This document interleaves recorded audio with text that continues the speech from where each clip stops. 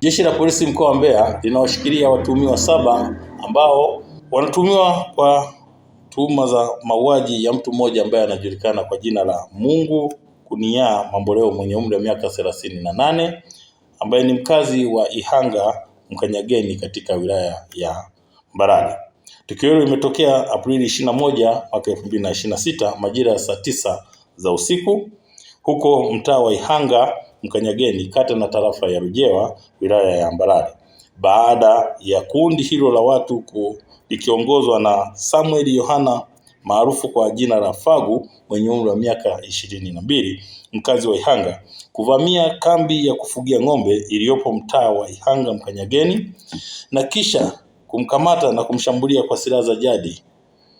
huyu Mungu Kuniyaa Mamboleo na kusababisha kifo chake. Kufuatia tukio hilo, Jeshi la Polisi mkoa wa Mbeya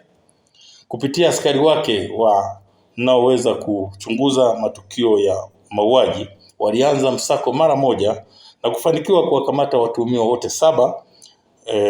waliohusika na tukio hili ambao ni Advero Sangudi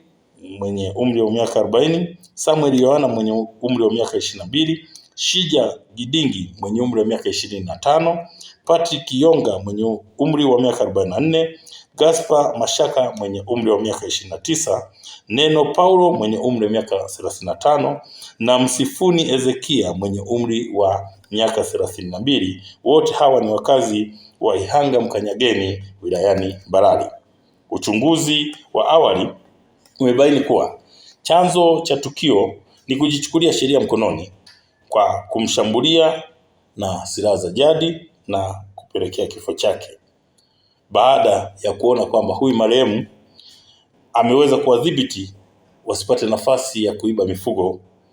iliyokuwa hapo kambini. Upelelezi unakamilishwa ili hatua za kisheria ziweze kuchukuliwa dhidi ya watuhumiwa wote 7.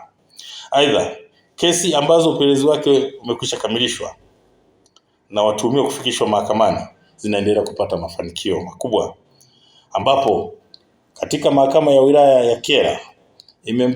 imemhukumu Brown Frank Mwairubi mwenye umri wa miaka 31 mkazi wa Kajunjumere kifungo cha miaka 30 jela kwa kosa la kupatikana na madawa kulevya aina ya bangi, ambapo alikutwa na kete 20 zenye uzito wa gramu 896.35. Hukumu hiyo imetolewa na hakimu Rosta Emmanuel Mwafuga